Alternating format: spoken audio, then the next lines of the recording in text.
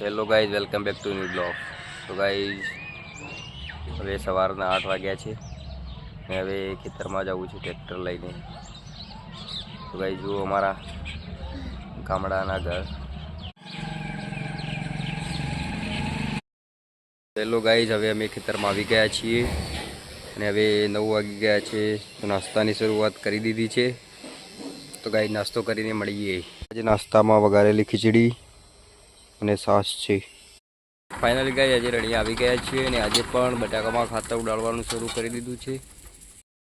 તો ગાઈઝ આજે સેન્ચુરી નવી નાખવાની છે, તેના માટે કારીગરો આવી ગયા છે. પણ ગાઈઝ બોલ્ટ ખુલતા નથી, તેના માટે કારીગરો મથી રહ્યા છે. તો શું થાય છે હવે જોઈએ. હેલો ગાઈઝ, કાલે આપણે સેન્ચુરી માટે કામ ચાલુ હતું, તે બાકી રહી ગયું હતું અમુક મટીરિયલ ન મળતા. આજે બીજો દિવસ છે અને સવારના 7 વાગ્યા છે. જો ગાઈઝ અમારે અત્યારે 5 વાગે લાઇટ આવી ગઈ છે. તો હવે મકાઈની અંદર કાક ફેરવા જવું છે.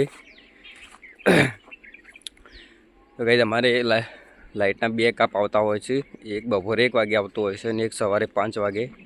તો અત્યારે સવારે 5 વાગે આવી ગઈ છે લાઇટ. તો ઠંડીમાં થોડું કાઠું પડે છે, અત્યારે ઠાર પણ પડેલો હોય છે. ગાઈઝ હવે ફુવારા ચાલુ કરવા છે. ફુવારા ચાલુ કરી ઢોરાનું કામ પટાવી પછી ત્યાં આગળ સેન્ચુરીનું કામ પટાવવાનું છે ને પછી 6 એકરમાં આજે બટાકામાં મલા મચ્છીનો સ્પ્રે કરવાનો છે. તો ગાઈઝ આજે કામ ઘણું છે. ફાઇનલી ગાઈઝ ફુવારા ચાલુ કરી દીધા છે અને હવે ઢોરાનું કામ પટાવી પછી મળીએ ગાઈઝ. ફાઇનલી ગાઈઝ હવે કામ પટી ગયું છે અને હવે આ પડ્યું ટ્રેક્ટરથી લઈને પંપ લગાવવો છે અને હવે સ્પ્રે કરવા માટે જવું છે.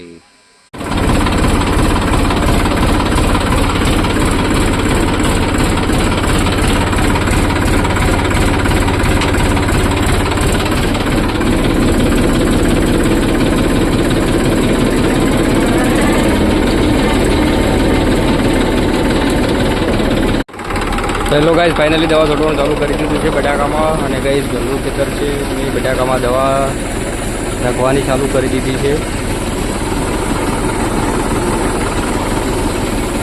ફાઇનલી ગાઈઝ જે આપણે સેન્ચુરીનું કામ હતું એ મટીરિયલ લાવીને પૂરું કરી દીધું છે અને અત્યારે પણ બટાકામાં ખાતર ઉડાડવાની શરૂઆત કરી દીધી છે.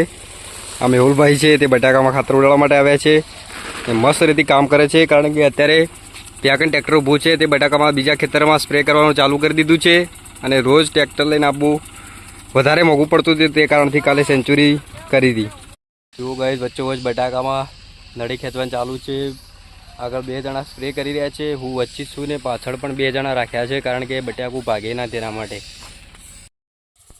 તો ફાઇનલી ગાઈઝ હવે 3 ખેતરમાં દવા છાંટીને હવે ચા ને પાપડી નાસ્તો કરવા માટે બેસી ગયા છીએ ગાઈઝ. તો નાસ્તો કરીને વળી 3 ખેતરમાં બાકી રહેલી દવા છાંટવા માટે જવું છે.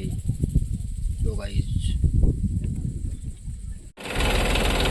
જો ગાઈઝ આ રીતની ટેકનિક વાપરી છે અમે બટાકામાં. 3 માણસો આગળ જઈ રહ્યા છે. અહીંયા ટ્રેક્ટર ઊભું કરી દીધું છે અને રિવર્સમાં નળી ખેંચવી પડે કે આપણે જાતે ના ખેંચવી પડે એના માટે આ પંપની અંદર સિસ્ટમ જ છે. આ સપલું આ કરવાથી દબાવવાથી જો નળીના જાતે જ વેટાઈ રહી છે, આપણે જાતે વેટવી ના પડે, ટ્રેક્ટરથી જ નળી વેટાઈ જાય. તો ફાઇનલી ગાઈઝ સાંજના વાગી ગયા છે 5 અને અહીંયા મંદિર છે, ત્યાં દર્શન કરવા માટે આવેલા છીએ. અને ગાઈઝ આજનો બ્લોગ અહીંયા જ રાખીએ છીએ. બ્લોગ પસંદ આવે તો લાઇક, શેર અને સબસ્ક્રાઈબ કરે.